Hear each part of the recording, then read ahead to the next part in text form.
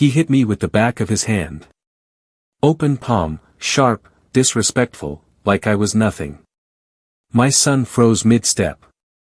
My wife, ex-wife, though I hadn't said the word out loud yet, stood there, lips parted, like she hadn't planned for the story to go this way. Like even she didn't expect him to go that far. I tasted blood. Or maybe it was just the old metallic taste of betrayal crawling back up my throat. And then he said it. I'm the man now. They answer to me. I didn't move. Not yet. I just looked at him. Really looked. His hand was still in the air, a smug grin carved into his face like a scar that had healed wrong. I didn't care that my son was watching, or that it was broad daylight, or that she had let it happen, because 5 minutes later, paramedics were working on his ribs, and I stood over him, calm and steady. Like this wasn't rage. It was clarity. But let me tell you how we got there. It used to be love. Real, breath-stealing, world-pausing love. The kind that makes everything else feel like background noise. We met young. Built a life from nothing. We were broke, but we had each other. Late night takeout on the floor. Laughter echoing off empty apartment walls. Her head on my chest, promising forever. And I believed her.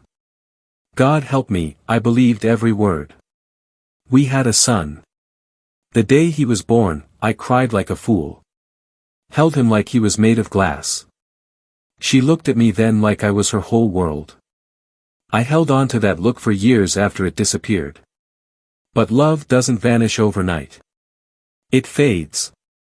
Like a photograph left in the sun too long. At first, it was little things. She laughed less. Stopped waiting up for me to get home. Her phone was always face down, always on silent. She flinched when I walked into a room too quietly. Not out of fear, guilt. I told myself I was imagining it. Then a perfume I'd never bought showed up on her neck. She started working late, even though her job never required it. Our son told me once, casually, Mommy's friend came over when you were gone. He's funny. I smiled and nodded, even though something inside me cracked. I started watching. Listening. And then I knew. He was younger, fitter, flashier, the kind of guy who calls himself an alpha out loud and actually means it. I saw the messages. The photos. I kept quiet for weeks, marinating in that cold silence. You only truly know loneliness when you're sleeping next to someone who's already gone. She never confessed. Not once. Not even when I gave her the chance. So I waited. Last Saturday, I came home early from a trip I was never actually on. I had told her I'd be gone until Sunday. She didn't expect me. My son ran to me the moment I opened the door, his little arms tight around my neck, whispering that Mommy said you were still gone. That's when I saw the shoes. Men's shoes by the door. Expensive. Loud. I didn't confront her. I waited for him to show himself. He swaggered out of the kitchen with my beer in his hand like he owned the place. He smiled at me like this was some kind of sitcom plot twist. And then he slapped me and said that line. I could have lunged right then, but I didn't.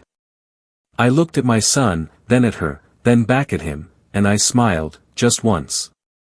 I told my son to go to his room, quietly and calmly. He hesitated, then obeyed. When that door closed, I turned to the man who thought he could replace me, who thought manhood was measured by loudness, by arrogance, by conquest. I didn't scream. I didn't yell. I just moved. 3 steps. 1 punch. His smirk cracked. Another punch. A knee to the gut. An elbow to the jaw. I knew exactly where to hit. Years of discipline. I didn't lose control, I chose it. Every blow was a sentence he didn't deserve to speak. Every strike was a memory he could never steal from me.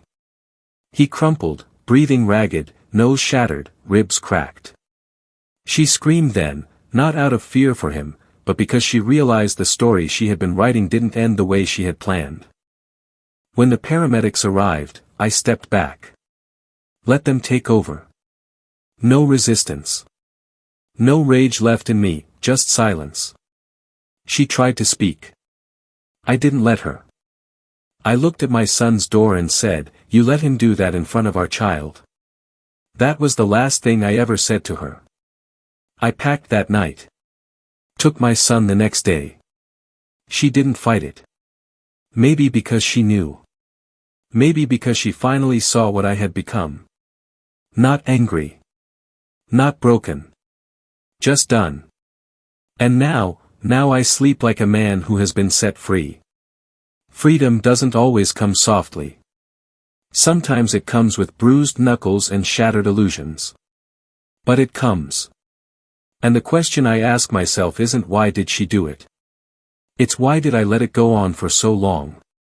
So tell me, what would you have done in my place?